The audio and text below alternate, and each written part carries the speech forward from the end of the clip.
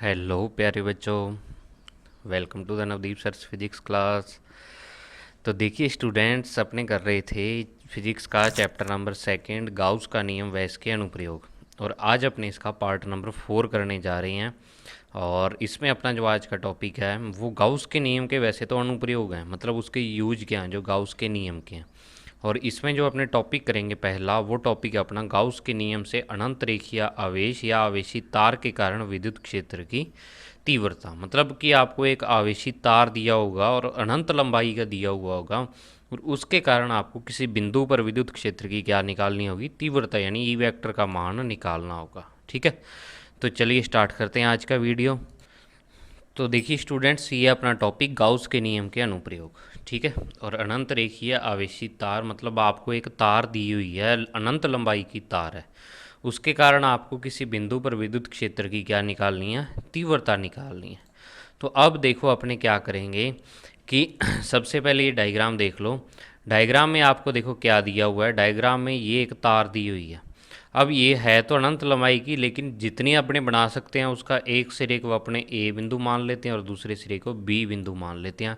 और इस तार पर जो ए बी तार है ये वाला, इस तार पर अपने प्लस आवेश दिया हुआ है, ये मान लेते हैं। अपने नेगेटिव भी मान सकते हैं, माइनस भी मान सकते हैं, वो कोई दिक्कत नहीं है।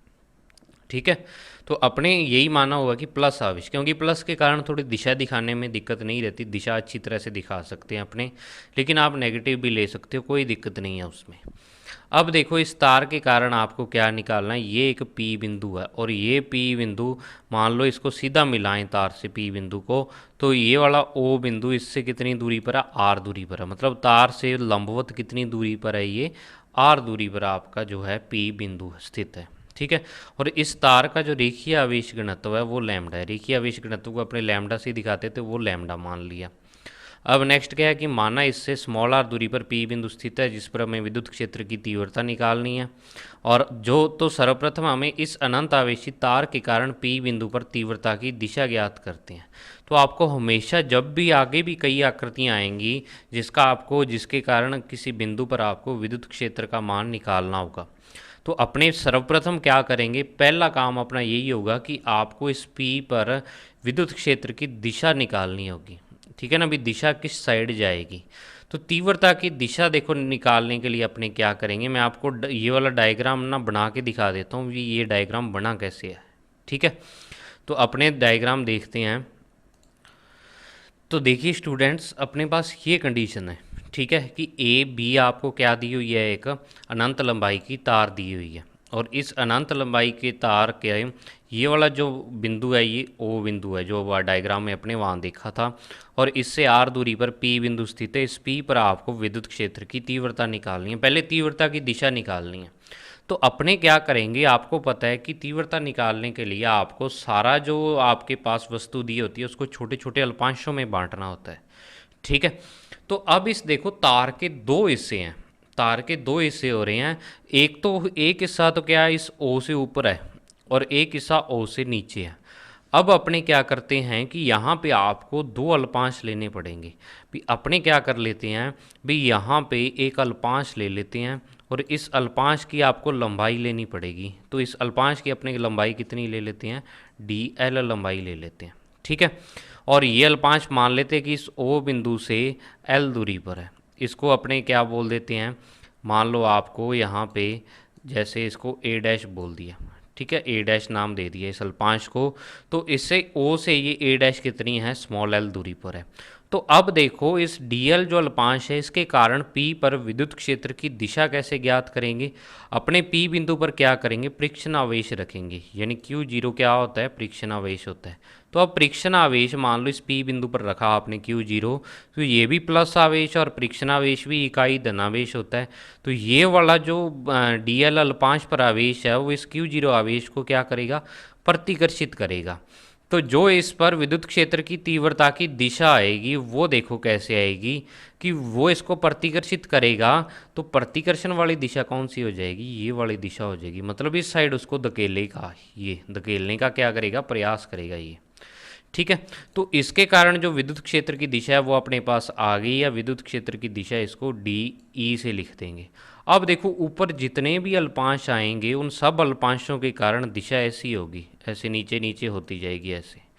ठीक है, तो अपने क्या है, नीचे की तरफ सारे आ रहे हैं। अब मान लो ये वाली आपकी मेन लाइन, अब जितने भी ऊपर अल्पांश लोगे उसके कारण दिशा देखो, मान लो चाहे आप यहाँ पे ले लो ऐसे, इसके कारण भी नीचे की ओर आएगी, चाहे आप यहाँ पे ले लो नीचे की ओर। मतलब जो ये आर आर वाली लाइन है ये ग्रीन कलर की, सबसे नीचे ही आएगी। लेकिन अगर मैं क्या करता हूँ यहाँ पे, एक बार दिखाता हूँ आपको, अगर मैं यहाँ पे नीचे एक अल्पांश ले लेता हूँ, ठीक है ना, एक अल्पांश कहाँ पे ले लेता हूँ, यहाँ नीचे ले लेता हूँ, यहीं डीएल लंबाई का अल्पांश, डीएल लंबाई का अल्पांश। और इस ओ से ये मान लो ये वाला जो पॉइंट है ये आप बी डैश मान लो, ए डैश बी डैश मान लो। तो ये डीएल लंबाई का अल्पांश है और मान लिया कि ओ से ये डी एल दूरी पर ही स्थित है। तो अब इसके कारण अपने विद्युत क्षेत्र देखेंगे इस पर, तो देखो विद्युत क्षेत्र की दिशा इस पर किस प्रकार होगी, तो परीक्षण आवेश पर बल कैसे लगेगा, ऐसे लगेगा। ठीक है, तो डी ई वेक्टर की जो दिशा होगी वो इस टाइप से होगी इस पॉइंट पर नीचे वाले अल्पांश के कारण। तो देखो दो बिल्कुल एक जैसे अल्पांश बढ़ रहे हैं एल लंबाई पर एल लंबाई पर, और दोनों के कारण दिशा की दिशा सॉरी डी ई की जो दिशा आ रही है वो अलग अलग आ रही है। तो अब अपने क्या करेंगे कि जो अपने पास डायग्राम है, ठीक है ना, डायग्राम बन गया आपको, तो ऐसे बहुत सारे, ऊपर आप इससे ऊपर लो डीएल अल्पांश तो उससे नीचे भी आएगा, और ऊपर लो उससे नीचे भी आएगा, मान लो ऊपर 2l दूरी पर ले रहे हो नीचे भी आएगा। तो मतलब यहाँ पे अल्पांशों का जोड़ा बनेगा, और जोड़े के कारण अपने को परिणामी तीव्रता निकालनी है भी। एक तीव्रता इस साइड है और एक तीव्रता इस साइड है, तो परिणामी तीव्रता निकालनी है। तो इस लाइन को देखो अपने आगे बढ़ा देते हैं, ये लाइन मैंने क्या कर दी, आगे बढ़ा दी। और अपने मान लेते हैं कि ये वाली जो डी ई तीव्रता है ऊपर भी कितना कोण बना रही है, थीटा कोण बना रही है, और नीचे भी कितना कोण बना रही है, थीटा कोण बना रही है। अब आप कहोगे सर कोण सेम कैसे ले लिए, तो सेम अपने इस कारण लिए हैं क्योंकि ये वाले बिंदु दोनों डी एल इस ओ से समान दूरी पर हैं, तो समान ही कोण बनाएंगे। अब नेक्स्ट देखो अपने में मान लेते हैं कि अब इस पर डी ई की दिशा निकालनी है आपको परिणामी तीव्रता की। तो अब अपने क्या करते हैं, जो ऊपर वाला डी ई है ये रेड कलर वाली लाइन और ये ऑरेंज कलर वाली लाइन, ये दोनों डी ई हैं, इसको अपने घटकों में तोड़ लेते हैं। तो घटकों में जब अपने तोड़ेंगे तो ऊपर वाला जो रेड कलर वाला डी ई है इसका ये वाला घटक थीटा के साथ वाला घटक कौन सा होता है, कोस थीटा होता है। और थीटा के जो लंबवत घटक होगा, सॉरी जो आपने कोस थीटा वाला घटक है इसके लंबवत जो घटक होगा इसको अपने क्या बोल देंगे, डी ई साइन थीटा वाला घटक हो जाएगा। ये डी ई साइन थीटा हो जाएगी तीव्रता इसके कारण, और ये यहाँ पे हो जाएगी डी ई कोस थीटा। ठीक है, डी ई कोस थीटा ऊपर वाली इस डी ई तीव्रता के घटक की है। अब अगर मैं नीचे वाली डी ई तीव्रता के घटक करूं, इस नीचे वाली जो ऑरेंज कलर वाली है, तो देखो इसका डी ई कोस थीटा तो इसी डायरेक्शन में जाएगा, यहीं पे ही क्या होगा, इसका डी ई कोस थीटा आ जाएगा। ठीक है, लेकिन जो डी ई साइन थीटा होगा इसका इसके लंबवत होगा, इस कोस के क्या हो जाएगा, लंबवत हो जाएगा। कोस इधर आ रहा है तो साइन थीटा इधर आ जाएगा, तो डी ई साइन थीटा आपका इधर आ जाएगा। तो अब देखो ये वाले दोनों घटक क्या हैं, एक दूसरे की विपरीत दिशा में हैं, तो एक दूसरे को ये दोनों क्या कर देंगे, कैंसिल कर देंगे, और परिणामी जो तीव्रता अपने को मिलेगी वो डी कोस थीटा वाले घटक देंगे। मतलब जो अपने पास दो के कारण परिणामी तीव्रता आई वो किस दिशा में आ गई, इस दिशा में आ गई, मतलब ओ से बाहर की ओर आ गई। ठीक है, या ओ क्या इस तार के क्या आ गई, लंबवत दिशा आ गई, ये लंबी हो गया तो लंबवत दिशा अपने पास आ गई है। तो इस प्रकार अपने दिशा ज्ञात करेंगे, ये दिशा ज्ञात करने का तरीका है। अब आप कहो भी सर मैं तो अल्पांश यहाँ पे लूँगा, तो आप अल्पांश ऊपर ले लो, तो बिल्कुल उसके जैसा अल्पांश नीचे भी बनेगा। भी आप इसको शीशा मान सकते हो, भी जैसा आप ऊपर अल्पांश लोगे वैसा अल्पांश नीचे बनेगा। तो दोनों के कारण, एक के कारण दिशा ऐसे ऊपर जाएगी, एक के कारण ऐसे नीचे आएगी, दोनों के जो साइन थीटा वाले घटक हैं वो फिर से कैंसिल हो जाएंगे और कोस थीटा वाले इस दिशा में रहेंगे। तो मतलब सारे कोस थीटा वाले घटक इसी दिशा में आते जाएंगे। तो अपने को जो परिणामी तीव्रता है वो ओ से पी की ओर मिलेगी। आप इसकी दिशा लिखनी चाहो तो क्या आएगी, ओ से पी की ओर। अब चलते हैं अपने नोट्स पर, मुझे लगता है डायग्राम आपको समझ आ गया होगा। तो देखो परिणामी तीव्रता के लिए ये वाला था डी कोस थीटा वाले घटक इधर आ गए, साइन थीटा वालों ने एक दूसरे को कैंसिल कर दिया। ठीक है, तो वही चीज़ अब पूरी थ्योरी लिखी हुई है। A1 और A2 बिंदु लिए हुए हैं, वहाँ मैंने A डैश B डैश ले लिए थे DLL5 वाले, ये A1 और A2 लिखे हुए हैं। तो वही चीज़ अपने थ्योरी पढ़ लेते हैं कि यहाँ पे लिखा क्या हुआ है कि तीव्रता की दिशा ज्ञात करने के लिए O से समान दूरी पर ऊपर और नीचे A1 और A2 दो बिंदुओं पर DLL5 लेते हैं। तो ये दोनों O से L दूरी पर स्थित हैं, L दूरी पर लिए थे।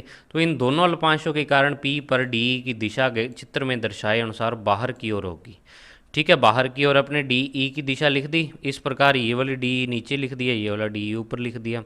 अब दूसरा कि दोनों डी ई क्षैतिज के साथ मतलब सीधी रेखा के साथ कितना कोण बनाती हैं दोनों डी ई, मतलब एक डी ई आपको ऊपर आ रहा था और एक डी नीचे आ रहा था, तो ये वाले कोण दोनों थीटा बनाते थी।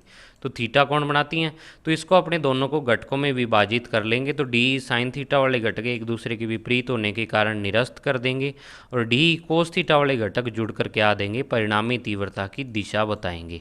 तो अब परिणामी तीव्रता की दिशा क्या होगी, अतः इसी प्रकार ओ से समान दूरी पर ऊपर और नीचे अल्पांश युग्म, भी अल्पांशों का क्या बनेगा, जोड़ा बनेगा। एक ऊपर अल्पांश बन जाएगा ओ बिंदु से और एक बिल्कुल उसके जैसा नीचे अल्पांश बन जाएगा। तो अल्पांश युग्म के अल्पांश युग्म के कारण तीव्रताओं के तार के समांतर घटक निरस्त हो जाते हैं। मतलब तार के ऐसे समांतर घटक कौन से हो गए, साइन थीटा वाला घटक, एक ऊपर था और एक नीचे। और जो इसके लंबवत घटक है, मतलब ये वाला जो घटक था कोस थीटा वाले घटक, ये क्या देते हैं, परिणामी तीव्रता की दिशा देते हैं। और परिणामी तीव्रता की दिशा चित्रानुसार त्रिज्यीय, इस दिशा को अपने क्या बोल देते हैं, त्रिज्यीय दिशा बोल देते हैं, जो बाहर की ओर होती है, या फिर तार की लंबाई के लंबवत बाहर की ओर होगी। ये तो था भी दिशा का खेल। ठीक है, यहाँ पे आपका आधा क्वेश्चन ये पूरा हो जाता है। अगर मान लो पेपर में आपको ये बड़े क्वेश्चन के रूप में ही आएगा, तो बड़े क्वेश्चन के रूप में अगर ये क्वेश्चन आया तो यहाँ पे आपका 2 नंबर का क्वेश्चन कंप्लीट हो जाता है। अब नेक्स्ट आता है तीव्रता का सूत्र। तो तीव्रता का सूत्र निकालने के लिए अपने यूज करते हैं गाउस का नियम।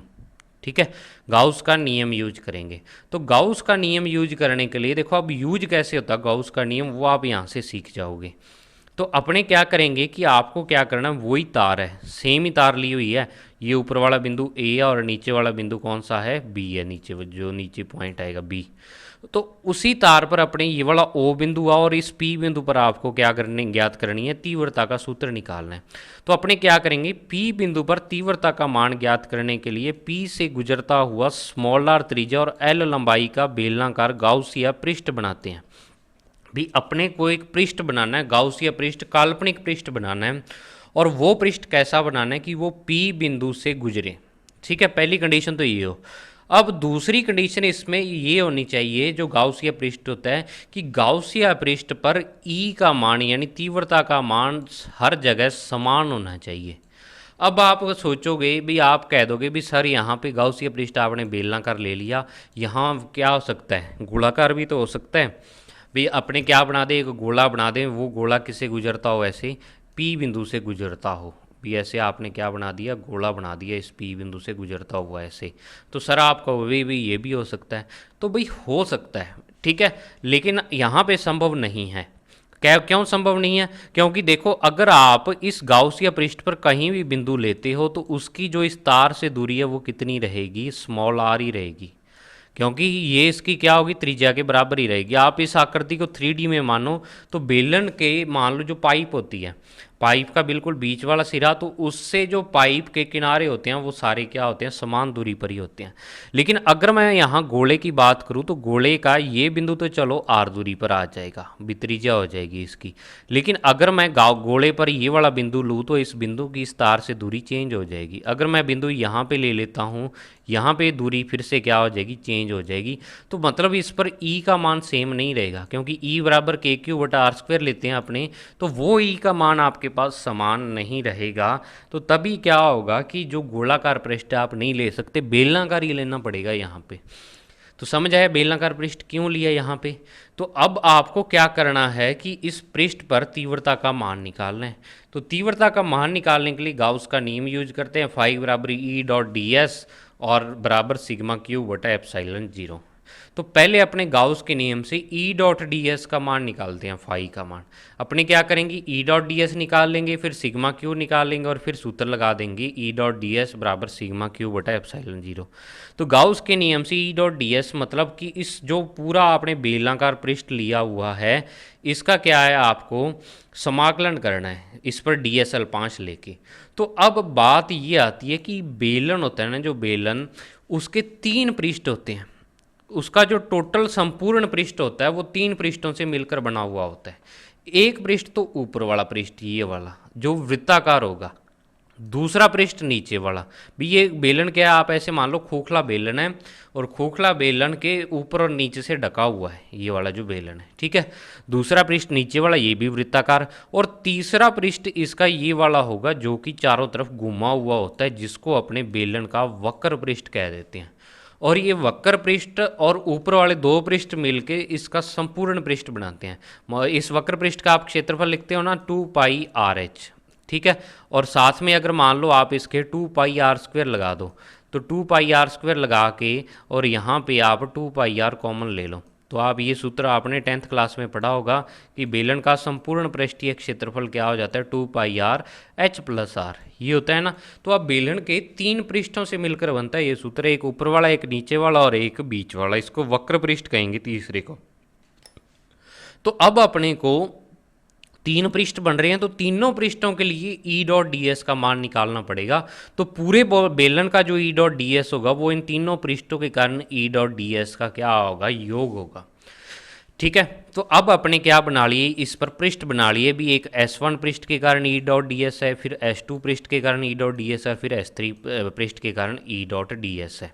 तो अब अपने को तीनों पृष्ठों पर क्या लेना पड़ेगा, डी एस अल्पांश लेना पड़ेगा। तो अब डी एस अल्पांश लेंगे तो पहले पृष्ठ के लिए ई डॉट डी एस मतलब E D S cos theta 1।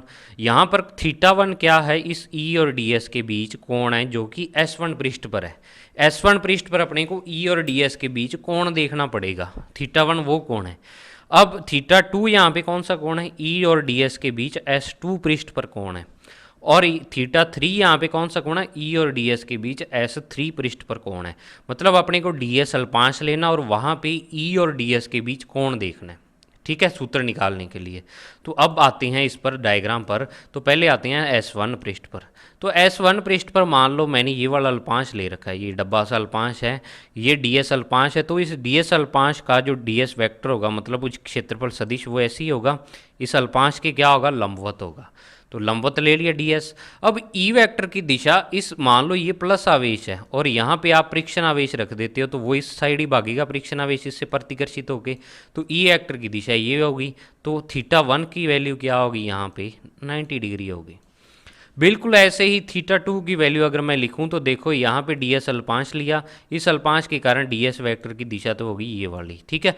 और ई वैक्टर की दिशा इस प्लस आवेश के कारण अगर मैं यहाँ पे क्या रखूँ, परीक्षण आवेश रखूँ तो वो परीक्षण आवेश इधर भागेगा, तो ई वैक्टर की दिशा ये, तो मतलब थीटा 2 की वैल्यू भी यहाँ पे क्या होगी, 90 डिग्री होगी। और बात आती है थीटा 3 की। तो ये वाला जो पूरा अल्पांश, ये वाला जो पूरा है ना आपके पास पृष्ठ, वक्र पृष्ठ, उस पे अपने अल्पांश ले लेते हैं। ये अल्पांश 3D में लिया हुआ है, ठीक है। तो ऐसे चाहे आप कोई अल्पांश लो, वो अल्पांश इस तार से क्या होगा, स्मॉल आर दूरी पर होगा। चाहे आप अल्पांश यहाँ पे ले लो, यहाँ पे भी क्या होगा, स्मॉल आर दूरी पर होगा इस तार से, चाहे आप यहाँ पे ले लो। तो मतलब इस पृष्ठ पे ई का मान समान है हर जगह, ठीक है। तो वही चीज़ अब यहाँ पे कि यहाँ पे मान लो P बिंदु पर ही मैंने अल्पांश ले लिया, तो यहाँ अल्पांश पर जो डी एस वैक्टर होगा वो इस अल्पांश के लंबवत होगा और ई वैक्टर की दिशा भी इस साइड ही होगी, क्योंकि यहाँ पे परीक्षण आवेश रखोगे तो ये प्लस आवेश के कारण परीक्षण आवेश इधर भागेगा। तो यहाँ जो ई और डी एस वैक्टर की दिशा है वो उसके बीच 0 डिग्री का कोण आ रहा है, मतलब समान दिशा आ रही है। तो तीनों के कारण दिशा देख ली। तो वही चीज़ है कि S1 और S2 पृष्ठ पर ई और डी एस के बीच कोण है 90 डिग्री, तो कोस 90 0 होता है। और S3 पृष्ठ पर ई और डी एस समांतर हैं, तो थीटा 3 आपके पास क्या आ जाएगा, 0 डिग्री, तो कोस थीटा 3 आपके पास 1 आ जाएगा। तो अब अपने क्या करते हैं, ऊपर वाली जो समीकरण है इसमें थीटा 1, थीटा 2, थीटा 3 का मान रख देते हैं। तो मान रखेंगे तो ओनली S3 वाला बचेगा, ये S1 और S2 वाले क्या हो जाएंगे, 0 हो जाएंगे, क्योंकि कोण इस पर 0 है।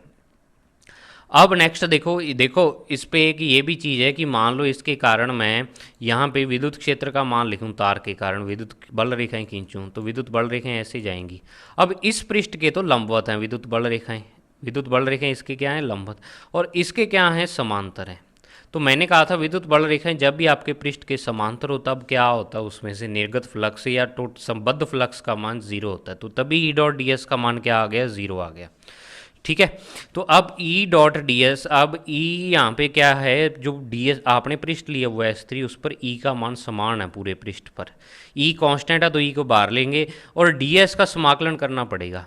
तो देखो जो S3 पृष्ठ है इस पर सारे डी एस को अगर अपने मिलाते जाएं, मान लो यहाँ पे डी एस है यहाँ पे डी एस, सारे को मिलाते जाएं तो ये बेलन का इतना इतना क्या बन जाएगा आपके पास, वक्र पृष्ठ बन जाएगा। कौन सा पृष्ठ बनेगा, ये बेलन का वक्र पृष्ठ बन जाएगा। तो बेलन का वक्र पृष्ठीय क्षेत्रफल होता है 2πr/h, मतलब सारे अल्पांशों से जो आपके पास क्षेत्रफल बनेगा वो होगा 2πr/h, और अपने h ना लेके यहाँ पे l लंबाई का बेलन लिया हुआ है तो l लेंगे आप। ठीक है, अब आप में से सोच रहे होंगे सर आपने जो पिछले दिशा निकाली थी उसमें तो एल और एल ये वाले लिए थे और यहाँ पे पूरी लंबाई ही एल ले ली, तो अगर आप यहाँ पे 2l लंबाई लेना चाहो 2l ले लो, l/2 लेना चाहो l/2 ले लो, 5l लेना चाहो 5l ले लो, लंबाई चाहे आप जितनी मर्जी ले लो गाउसिया पृष्ठ की। तो अब अपने पास क्या आ गया, फाई का मान आ गया कि E/2πrl। ठीक है, E/2πrl अपने पास ये मान आ गया, इसको समीकरण नंबर दे दी 1, समीकरण नंबर 1 होगी ये। अब नेक्स्ट अपने निकालते हैं सिग्मा क्यू बटा एप्सिलॉन नॉट का मान। तो सिग्मा क्यू का मान अब देखो कैसे निकालेंगे। सिग्मा क्यू क्या होता है पहले वो समझो। सिग्मा क्यू होता है जो आपने गाउसिया पृष्ठ लिया हुआ है उसमें बंद आवेश कितना है, तो इसमें इतनी तार आई हुई है गाउसिया पृष्ठ में, तो इतनी तार पर अपने को आवेश निकालना पड़ेगा। तो इस तार की लंबाई कितनी है, एल है। अब आपको पता है कि इकाई लंबाई पर आवेश तो होता है लैम्डा, कि मान लो इकाई लंबाई यानी 1 मीटर लंबाई पर आवेश होता है लैम्डा, तो आपको एल मीटर लंबाई पर आवेश निकालना है तो कितना हो जाएगा लैम्डा एल। मतलब गाउसिया पृष्ठ में बंद आवेश उसको ही अपने सिग्मा क्यू बोल देते हैं, तो वो क्या हो जाएगा यहाँ पे लैम्डा एल हो जाएगा। समझ आया। तो अब यही चीज़ है कि सिग्मा क्यू का मान निकालने के लिए क्या करेंगे, तार की इकाई लंबाई पर आवेश लैम्डा है तो एल लंबाई पर आवेश लैम्डा एल लेंगे अपने, तो सिग्मा क्यू यहाँ पे लैम्डा एल के बराबर हो जाएगा। तो अब गाउस के नियम वाला फॉर्मूला लगाते हैं और इसमें क्या रखते हैं, वैल्यू रख देते हैं इनकी, कि फाई बराबर आपके पास सिग्मा क्यू बटा एप्सिलॉन नॉट आ गया। तो फाई का मान ऊपर आपने समीकरण 1 में ये निकाला 2πrl, और जो इसका मान है ये आपने lambda L upon epsilon not. तो ई का मान देखो एल से एल कैंसिल हो जाएगा। अब आपके दिमाग में जो आ रहा था ना भाई, मैं ऊपर कह रहा था भी आप चाहे 2l लंबाई लो, चाहे l/2 लो, चाहे 6l ले लो, जितनी मर्जी लंबाई ले लो, क्योंकि वो लंबाई यहाँ आके कैंसिल हो जाएगी। ठीक है, तो आप जितनी मर्जी लंबाई ले सकते हो गाउसिया पृष्ठ की। तो अब आपके पास बचेगा क्या कि ई का मान आपको निकालना है। तो ई का मान निकालने के लिए अपने क्या करेंगे, ये 2πr यहाँ पे नीचे आ जाएगा, तो ये 2π एप्सिलॉन नॉट r बन जाएगा। अब इसको अपने 2 से ऊपर नीचे गुणा कर देते हैं, क्योंकि इसको 4π एप्सिलॉन नॉट बना देते हैं, और 1/4π एप्सिलॉन नॉट को आप क्या लिख सकते हैं, ऊपर k लिख सकते हैं। तो ये आ जाएगा 2k लैम्डा अपॉन में r। ई का मान आपके पास आ गया 2k लैम्डा अपॉन r, और नीचे इसका सदिश रूप लिखेंगे तो सदिश रूप में ई के ऊपर वेक्टर आ जाएगा और यहाँ r कैप आ जाएगा। इस r वेक्टर की दिशा में इकाई सदिश है ये वाला। ठीक है, तो ये इसका सदिश रूप आ गया। फिर आते हैं इसके ग्राफ। भी ग्राफ कैसे बनाएंगे, तो ग्राफ अपने एक चीज़ लेके बनाते हैं भी, जिस दो चीज़ों के बीच ग्राफ खींचना होता है उन दोनों के मध्य संबंध कैसा है। तो अब अपने यहाँ पर दो चीज़ें आ रही हैं, एक लैम्डा आ रहा है और एक आर आ रहा है। तो ई समानुपाती लैम्डा है तो इसमें तो समानुपाती वाला ग्राफ बनेगा, तो ये ग्राफ बना दिया अपनी ई और लैम्डा में समानुपाती वाला सीधी रेखा। और दूसरा है ई व्युत्क्रमानुपाती आर के, तो अब आर के व्युत्क्रमानुपाती है तो मतलब क्या होगा, ये वाला जो ग्राफ है ऐसे बनेगा। अब दोनों साइड ये ग्राफ कहीं पे नहीं मिलेगा, उसका रीज़न देखो क्या है, कारण क्या है इसका, कि अगर आप देखो ये वाली इस अक्ष पर आपने आर का मान लिया हुआ एक्स अक्ष पर, तो यहाँ आर का मान 0 होगा। तो अगर आप आर का मान 0 रखोगे तो ई का मान क्या आ जाएगा, अनंत आ जाएगा। तो अनंत वाला ग्राफ कैसे दिखाते हैं अपने, कि इस अक्ष के समांतर आपको ग्राफ चलाना होता है, तो ये समांतर दिखा दिए यहाँ पे। और अगर मैं यहाँ पे क्या कर दूँ, आर का मान यहाँ पे अनंत कर दूँ भी, ये आगे जाके अनंत पर मिलेगा, अनंत पर ही ई का मान क्या होगा, 0 होगा। ठीक है ना। तो अनंत पर जीरो होगा तो आर का मान अनंत कैसे होगा, इस अक्ष के समांतर कर दो। तो दोनों साइड ये आपको ग्राफ टच नहीं करवाना है, ये इसमें ध्यान रखना। तो ये था भी आपका आज का टॉपिक। अब इसके जो न्यूमेरिकल हैं वो अपने नेक्स्ट वीडियो में डिस्कस करेंगे। नेक्स्ट वीडियो में मैं न्यूमेरिकली डिस्कस करूँगा जो अब तक का चैप्टर हो गया उसमें से जितने भी कवर हो रहे हैं, या कोई एक्स्ट्रा मुझे एक दो मिले तो वो आपको करवा दूंगा। और एक चीज़ और कि इस जो अब तक का चैप्टर हो गया इसमें जो भी डाउट हो वो मुझे कमेंट सेक्शन में बता देना, या मैंने टेलीग्राम पर एक डिस्कशन ग्रुप भी बनाया हुआ है, ठीक है ना। उस डिस्कशन ग्रुप का लिंक मैंने टेलीग्राम चैनल जो अपना है उस पर डाल रखा है, तो आप वहाँ से वो डिस्कशन ग्रुप ज्वाइन कर सकते हो, या physics bye Navdeep sir discussion, ठीक है, ये ग्रुप का नाम है, यहाँ से ज्वाइन कर सकते हो। वहाँ अपनी प्रॉब्लम भेज सकते हो आप मैसेज के थ्रू। तो जो भी प्रॉब्लम्स हो आपको वो आप मुझे बता देना, नेक्स्ट वीडियो में डिस्कस कर लूँगा। तब तक के लिए thank you, have a nice day.